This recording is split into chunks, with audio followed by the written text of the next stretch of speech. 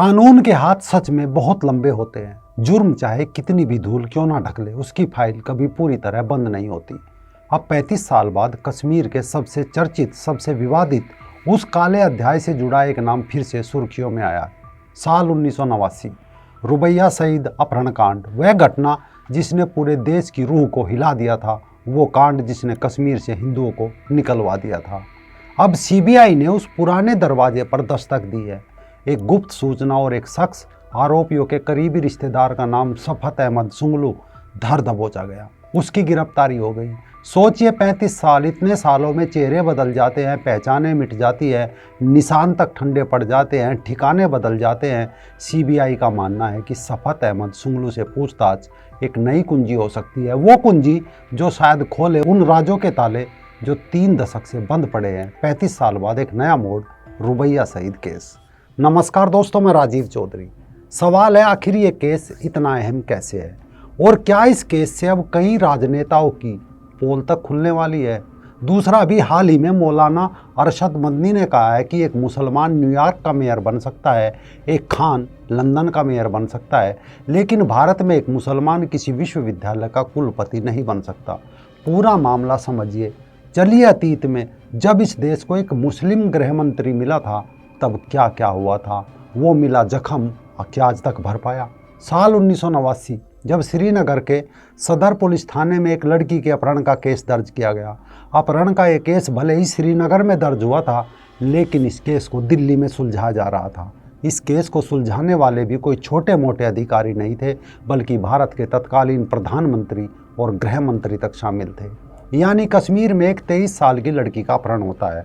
अपहरण के बाद अपहरणकर्ताओं के फोटो लगातार कश्मीर समेत देश भर के सभी अखबारों में हर रोज छपते हैं। बाद में अपहरणकर्ता लड़की और उसके परिवार से लगातार संपर्क में रहते हैं, लेकिन लड़की उन्हें नहीं पहचान पाती। पर अचानक इस केस के 3 दशक बाद फरवरी 2020 में श्रीनगर की विशेष टाडा अदालत में केस फिर खोला जाता है और अपहरण के करीब 33 साल बाद साल 2022 में जाकर जब लड़की 56 साल की हो जाती है और अपहरण करने वाला भी करीब इतनी ही उम्र का हो जाता है, तब लड़की के सामने एक आतंकवादी को लाया जाता है और लड़की देखते ही फौरन पहचान लेती है कि हाँ, इसने मेरा अपहरण किया था। ये पहचान हुई थी JKLF प्रमुख यासीन मलिक और 3 अन्य आतंकवादियों की। ये अपहरण था या ड्रामा? और इस ड्रामे की स्क्रिप्ट किसी बच्चे ने नहीं लिखी थी, बल्कि ये स्क्रिप्ट लिखने वाला भारत देश का एक मुस्लिम गृह मंत्री था। तारीख थी 8 दिसंबर, साल था 1989। केंद्र में विश्वनाथ प्रताप सिंह की सरकार को सत्ता संभाले अभी हफ्ता भी नहीं बीता था। दोपहर के करीब 3 बजे देश के नए गृह मंत्री मुफ्ती मोहम्मद सईद कार्यभार संभालने के बाद गृह मंत्रालय में पहली बार मंत्रालय के अधिकारियों के साथ बैठक कर रहे थे। ठीक उसी वक्त देश की राजधानी दिल्ली से 793 किलोमीटर दूर श्रीनगर में देश के गृह मंत्री मुफ्ती की बेटी महबूबा मुफ्ती की छोटी बहन रुबैया शहीद, जो MBBS का कोर्स पूरा करने के बाद श्रीनगर से इंटर्नशिप कर रही थी, हॉस्पिटल से ड्यूटी करने के बाद घर के लिए निकली थी। वो लाल चौक से श्रीनगर के बाहरी इलाके नौगाम की तरफ जा रही थी। एक वैन में सवार हो गई। वैन जैसे ही चांदपुरा चौक के पास पहुंची, उसमें सवार 3 लोगों ने बंदूक के दम पर वैन को रुकवा लिया और रुबैया शहीद को उतार कर किनारे खड़ी नीले रंग की मारुति वैन में बैठा लिया। उसके बाद मारुति वैन वहाँ से निकल गई। कहाँ गई किसी को कोई पता नहीं। इस अपहरण का जो मास्टरमाइंड बताया गया, उसका नाम बताया गया अशफाक वानी। इस अपहरण में कमाल की बात यह हुई कि इस घटना के बाद ना तो वैन के ड्राइवर ने और ना ही किसी ने इस बारे में पुलिस को कुछ नहीं बताया। करीब 2 घंटे बाद जम्मू कश्मीर लिबरेशन फ्रंट के आतंकी जावेद मीर ने एक लोकल अखबार को फ़ोन करके गृह मंत्री मुफ्ती मोहम्मद सईद की बेटी रुबैया शहीद के अपहरण की जानकारी दी। बस फिर क्या था, तमाम लिबरल सेक्युलर तबका दहाड़ देकर रोने लगा। रुबैया के अपहरण से मानो देश में कोहराम मच गया। दिल्ली से श्रीनगर तक, पुलिस से लेकर खुफिया तंत्र तक बैठकों का दौर शुरू हो गया। अखबारों में सरकार की तरफ से अंदर खाने, रुबैया शहीद की रिहाई के बदले कुछ आतंकवादियों को रिहा करने या मिलिट्री एक्शन लेने, दोनों तरह की बातें हवा में तैरने लगी। आतंकवादियों और सरकार के बीच मध्यस्थता के लिए चैनल तैयार किए जाने लगे। श्रीनगर के जाने माने डॉक्टर AA गुरु को लगाया गया।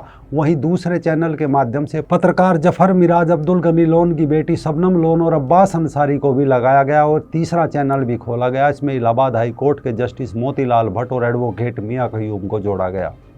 अब मध्यस्थता कर रहे लोगों के अनुसार JKLF की तरफ से रुबैया सईद की रिहाई के बदले 20 आतंकवादियों की रिहाई की मांग की गई, लेकिन बाद में JKLF ने अपनी मांग को घटाकर 7 आतंकवादियों की रिहाई तक सीमित कर दिया। विचार विमर्श चल रहा था। इस कवायद में 5 दिन बीत चुके थे। 8 दिसंबर से शुरू हुआ बैठकों का दौर 13 दिसंबर तक पहुंच चुका था। अब तक रुबैया सईद अपहरणकर्ताओं के कथित चंगुल में थी। 13 दिसंबर 1989 की सुबह दिल्ली में 2 केंद्रीय मंत्री, विदेश मंत्री इंद्र कुमार गुजराल और नागरिक उड्डयन मंत्री आरिफ मोहम्मद खान, जो अब केरल के गवर्नर है, दोनों को दिल्ली से श्रीनगर भेजा गया। एक दिन पहले ही जम्मू कश्मीर के मुख्यमंत्री फारूक अब्दुल्ला लंदन से श्रीनगर लौटे थे। 13 दिसंबर की सुबह ही मुख्यमंत्री अब्दुल्ला की मुलाकात दोनों केंद्रीय मंत्रियों से हुई। इस बैठक में रुबैया सईद को रिहा कराने के लिए आतंकवादियों को छोड़ने पर बातें शुरू हुई। फारूक अब्दुल्ला ने आतंकवादियों को छोड़ने पर थोड़ी सी नानुकुर तो की, लेकिन अंत में हाँ कर दी। दोपहर होते होते सरकार और अपहरणकर्ताओं के बीच समझौता हो गया। समझौते के तहत 5 आतंकवादियों को रिहा किया गया। ये 5 आतंकवादी थे शेख मोहम्मद शेर खान, नूर मोहम्मद कलवल, जावेद जरगर, अल्ताफ भट्ट। इसके कुछ ही घंटे बाद यानी 13 दिसंबर की शाम 5 बजे अपहरणकर्ताओं ने रुबैया सईद को सोनवर स्थित जस्टिस मोतीलाल भट्ट के घर पर शाम को 7:30 बजे के वक्त सुरक्षित पहुंचा दिया। रुबैया के अपहरण के 122 घंटे बाद रिहाई हुई थी। इस अपहरण पर कई सवालिया निशान खड़े हुए, लेकिन देश की मीडिया रिहा हुए 5 आतंकवादियों से अधिक बाप बेटी के मिलन को तरजीह दे रही थी। कोई लिख रहा था रुबैया बाप से लिपट कर रोई, तो किसी ने खबर दी कि रुबैया से मिलने पर मुफ्ती की आवाज़ भर्राई हुई थी। लेकिन श्रीनगर में ऐसा कुछ नहीं था। लोग सड़कों पर उतर आए थे। ये खुशी रुबैया सईद की रिहाई के लिए नहीं थी, बल्कि रिहा किए गए आतंकवादियों के लिए थी। पूरी घाटी में अलगाववाद के नारे गूंजने लगे। आवाज़ आने लगी, हम क्या चाहते आज़ादी, और जो करे खुदा का खौफ वो उठा ले क्लासिको, जैसे नारे उस दिन श्रीनगर की सड़कों पर सरेआम लगाए जा रहे थे। रुबैया सईद के अपहरण का केस टाडा के सेक्शन 3 के अंतर्गत श्रीनगर के सदर पुलिस थाने में 8 दिसंबर 1989 को दर्ज किया गया था, जो बाद में CBI को सौंप दिया गया। जम्मू के विशेष टाडा कोर्ट ने 13 लोगों को अभियुक्त बना, जिसमें जम्मू कश्मीर लिबरेशन फ्रंट के सीनियर नेता अशफाक वानी, यासीन मलिक, जावेद मीर, मोहम्मद सलीम, याकूब पंडित, अमानुल्लाह खान शामिल थे। जैसे ही आतंकवादी छोड़े गए, कश्मीर से पहले से ही अगली पटकथा लिखी जा चुकी थी। कारण इसके तुरंत बाद शुरू हुआ कश्मीरी हिंदुओं पर अत्याचार, और देखते ही देखते घाटी हिंदू विहीन होने लगी। जो काम पाकिस्तान 43 सालों में नहीं कर सका था, वो काम मुफ्ती ने 1 साल के भीतर कर दिया था। अब पाकिस्तान और आतंकवादियों को समझ आ चुका था कि कश्मीर की लीडरशिप की मदद के बिना उनका संघर्ष बेकार है। बस फिर क्या था, तारीख थी 27 फरवरी साल 1991। उस दिन Jammu Kashmir student liberation front के आतंकवादियों ने नेशनल कॉन्फ्रेंस के बारामुल्ला से सांसद सैफुद्दीन सोज की बेटी नादिया सोज का अपहरण कर लिया, और बदले में जेल से 5 आतंकवादियों की रिहाई की मांग करने लगे।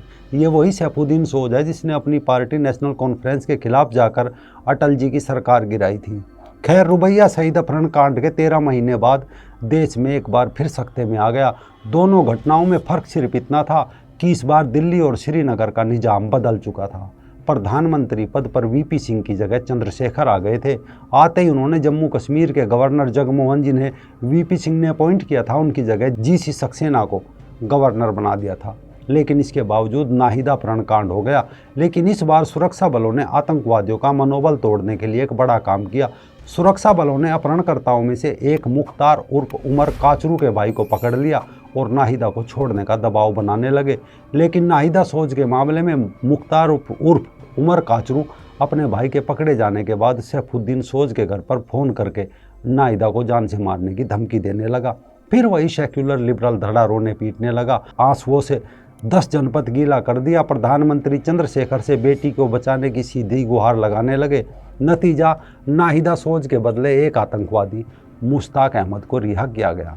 बताया जाता है कश्मीर में सुरक्षा बलों के सामने घाटी में आतंकवादियों की इतनी हिम्मत नहीं थी कि वो सर उठाए, लेकिन अपहरण और उसके बदले 5 आतंकवादियों की रिहाई ने आतंकवाद को पनपने का मौका दे दिया।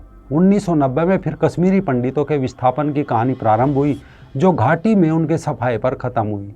बस फिर क्या था, जान पर खेलकर सुरक्षा बल घाटी से आतंकवादियों को पकड़ते और लीडरशिप के अपहरण के नाटक से उन्हें छोड़ना पड़ता। 1989 से लेकर कंधार विमान अपहरण कांड तक एक लंबा दौर अपहरण का चला। इस बात का खुलासा पिछले दिनों घाटी के ही एक अलगाववादी नेता हिलाल वार की किताब the great disclosure secret unmask में खुलासा हुआ कि रुबैया का अपहरण महज एक राजनीतिक नाटक था। अगर वीपी सिंह की सरकार ने रुबैया शहीद के मामले में घुटने नहीं टेके होते तो शायद आतंकवादियों को इतनी शह नहीं मिल पाती और ना ही कश्मीर से हिंदुओं को निकाला जाता। अब सबत अहमद सुंगलू की गिरफ्तारी हुई है। उम्मीद है देश के सामने कोई ना कोई सच जरूर आएगा ताकि पता चले कि कश्मीर की लीडरशिप और आतंक के संबंध कितने गहरे और मधुर थे। और साथ ही मदनी के लिए भी एक सवाल है कि जब इस देश को एक मुस्लिम गृह मंत्री मिला था तो उसने क्या किया था।